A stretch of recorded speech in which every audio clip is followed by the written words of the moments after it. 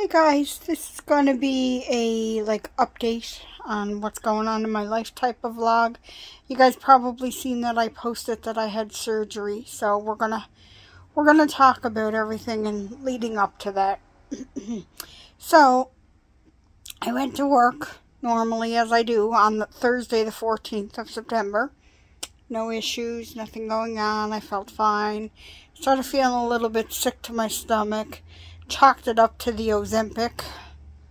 And then Thursday night when I went to bed, I went to sleep for a little while, but then I woke up with pains in my stomach. And I was switching from one side to the other, and I couldn't get comfortable. So, again, I got up Friday, I was still the same. Sorry, I have a little bit of the hiccups.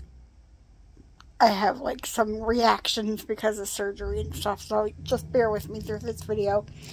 So yeah, Friday I got up and I felt the same. I thought I was really backed up from my Ozempic. Now Friday is the day that I usually take my Ozempic, and I have been having issues with being backed up with my Ozempic, so I didn't take it, and all weekend it was the same thing. I was being stubborn, and I thought it was going to go away. So, finally, Monday morning, I got out of bed at 7 o'clock. Hindsight now, if I hadn't known all this was going to happen, I would have got a shower before I went to the hospital. Because my hair was getting on the verge, it was on the verge of it needed to be washed, but not quite yet. But anyway, that's another story. So anyway, Mike dropped me off at the hospital here in town. And then he had to come back home to take the dog out and feed the pets and take care of all that stuff. And I mean, I was only in the hospital in my own town. It's only a 5-minute drive. So anyway, I went over, and the crowd over there, I'm like, great, I'm going to be there all day. So I went in to see the triage nurse, and she did all the stuff that they have to do and asked me why I was there and all that stuff. She put the pulse thing on my finger to take my pulse. My pulse was up really, really high. I was telling her what was going on and that I was in pain and stuff. So, luckily, I got taken in right away because of my pulse being high, and they could obviously they could tell I wasn't faking it or anything, right? I was actually in actual pain. So, they took me in and they put me in a bed. And they had paramedics, because I guess they were just around and they were really busy that day. So they had paramedics put an IV in me. So that was put in, I don't know if, yeah, there it is.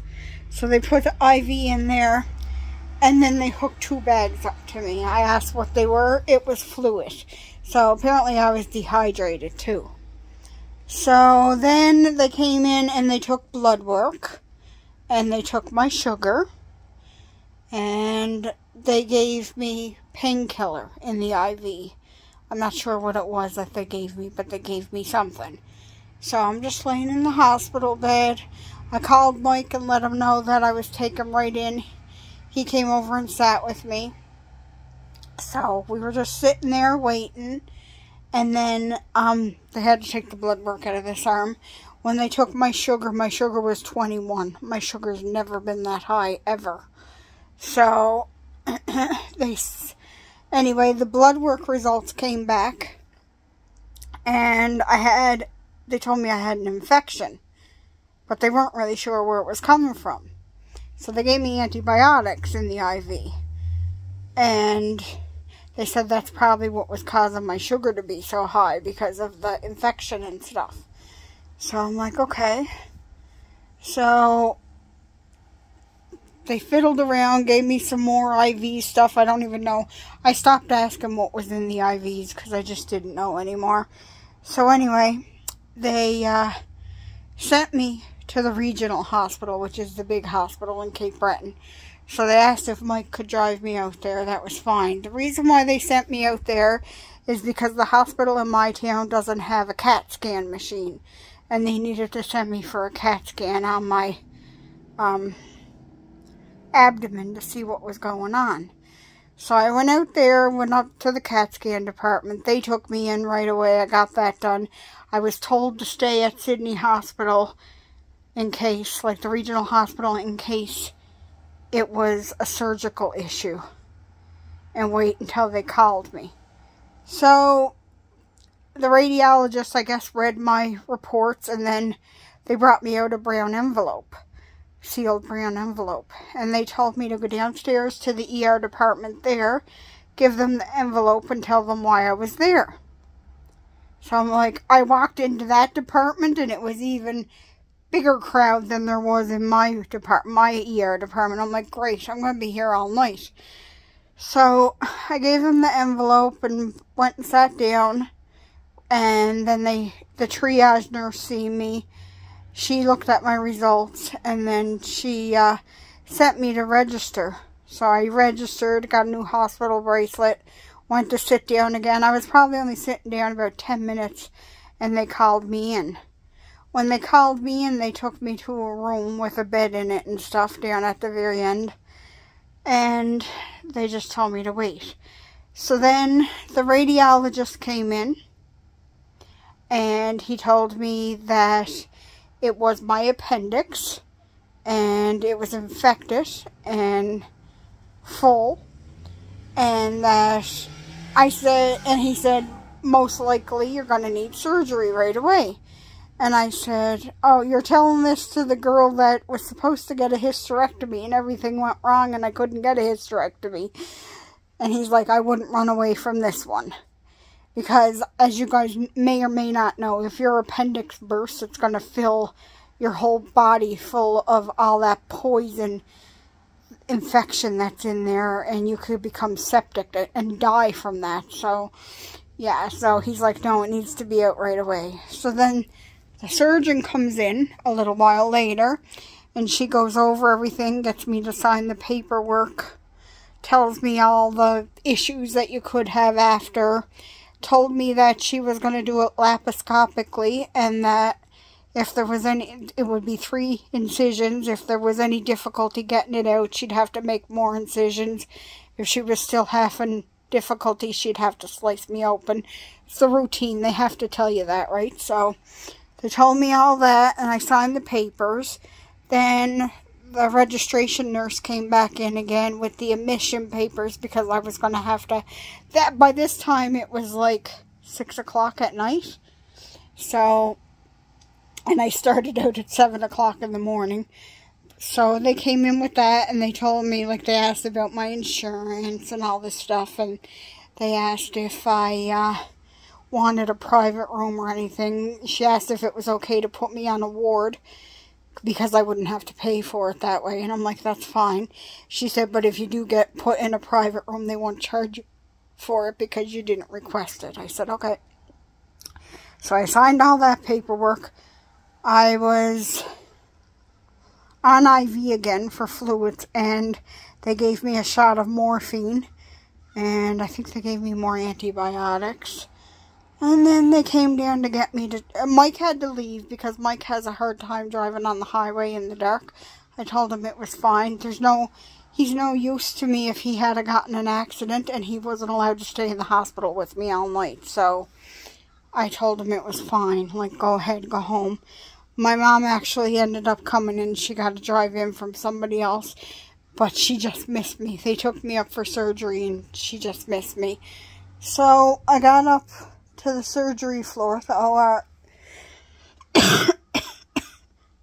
Sorry, it still hurts a little bit when I cough. Okay, I got up to the OR, and the anesthesiologist came over talking to me, and then he started asking about my heart rate. And then he asked the surgeon if she did an EKG on me. I did have one done earlier that day, but I didn't have one done since I was in the other hospital. And she said no, so he ordered that. He wouldn't put me under until he ordered that. My sugar, after they gave... Oh, I forgot to tell you, they gave me some insulin twice that day to bring my sugar down. The first time they gave it to me, it only brought it down to like 17. The second time it brought it down to 13. But they told me that I was like stressed out. I had infection, like it was taking a while to go down. So anyway, I was in the hospital. It was the best place for me, right? So, so they took me in, and, well, they told me, I don't even remember, they told me to take deep breaths or something, I don't know, but I was out. So, anyway, then I woke up, I was in recovery, and I was okay, because I guess he gave me stuff for pain and stuff, and then they took me up to my room, and I got a private room, so that worked out well. My mom was in there with me for about 45 minutes, and then she had to leave. But, yeah, so there was no issues with the surgery. They did do it with the 3 incisions, laparoscopically. And I'm not going to show you my incisions, because that's gross. So they put steri strips on it, and they put taped bandages over the top of it. And, the night in the hospital, I rested pretty comfortably because I was in a hospital bed, right, that I could be propped up in. So that was pretty good. My first night at home, they let me out the next day. And my first night home was horrible, trying to get in and out of my bed. But now it's easier to get in and out of my bed than it is to get on and off the couch. So, that's been good. So I'm starting to recover a little bit. Last night I was able to take the bandages off and just leave the steri strips on, and they'll just fall off in like 7 to 10 days, they said. And I was able to get a shower this morning. And Mike helped me. I have a removable shower head because I'm not supposed to let the shower, like the shower head, pour right down on like where my incisions are. Sorry, I'm adjusting myself. So Mike helped me in the shower, and he held it while I was like washing my hair, and then he gave it, like we took it down, the shower head down. So I washed my hair, and then I took it back and I rinsed it, and he just wanted to be there in case I got dizzy or felt weak and fell, which I have no issue with. The next time I get in the shower, I'll be good to go on my own. We went to the grocery store today. I went out in the car because they did tell me to move around as much as I can. But now I'm tired because of walking around the grocery store. We went to the smaller grocery store that's in my town. I just picked up some fruit and some healthier stuff to have because I really got to get my sugar down. I have to see my family doctor on Monday. He's going to have to put me on insulin, and I'm telling him that I'm not doing Ozempic anymore because the side effects are not worth the benefits. It's not bringing my sugar down. I've lost a little bit of weight, but nothing crazy. I think I'd rather just go on the insulin, to be quite honest with you, to get my sugar down. So that's what I'm going to do. I've decided. I'm going to talk to him about it and see what he thinks, but I can't remember if I'm forgetting any important details. If you guys have any questions, you can definitely ask me, and I'll answer them. I think of you guys as my friends, so my surgery is nothing that I'm, like, don't want to talk about, so I'm okay talking about it on YouTube. It's a pretty typical procedure. I can't talk right the last few days. Procedure. I didn't want to leave the hospital the day that I was discharged, though I wanted to stay another day. Now, I was getting to the bathroom and stuff by myself because I was using the IV and like the roller with it and holding on to it. My nurses were fantastic. That's another thing I want to say. But the sleep part. I can't sleep on my side, which sucks. Like, I have to have a pillow to rest my stomach on. I'm a side sleeper, and it's really hard not to be able to roll onto my side. That sucks. So, there's an incision right by my belly button. There's one down just above my vaginal area, and then there's one off to the side. So that's the incisions that they make, but they're only small, and they look good. But I was told that the belly button one will take the longest to heal. But I'm just keeping an eye on everything. I got to make sure that I don't see any pus or bleeding or anything. If I do, I have to go back to the hospital. And I do have to go back to see the surgeon in 6 weeks they'll make an appointment for me because I have to have a colonoscopy. It's a standard procedure when you have your appendix out. They just want to check and make sure everything's okay. I got the hiccups. Anyway, so that's... I know this video is kind of out of order because I'm just like rambling about this, that, and the other thing. I'm written off work for a few weeks. They said typically it takes like a week to recover from this surgery. But where I'm diabetic, it might take me a bit longer. So they wrote me off for like 3 weeks. So that's all taken care of.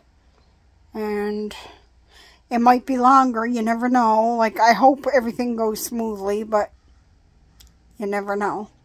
So yeah, that's basically it, guys. So that's what's been going on with me. I hope you guys are all okay and doing well. And I'm going to end this, and I will talk to you guys all in my next video. Bye, everyone.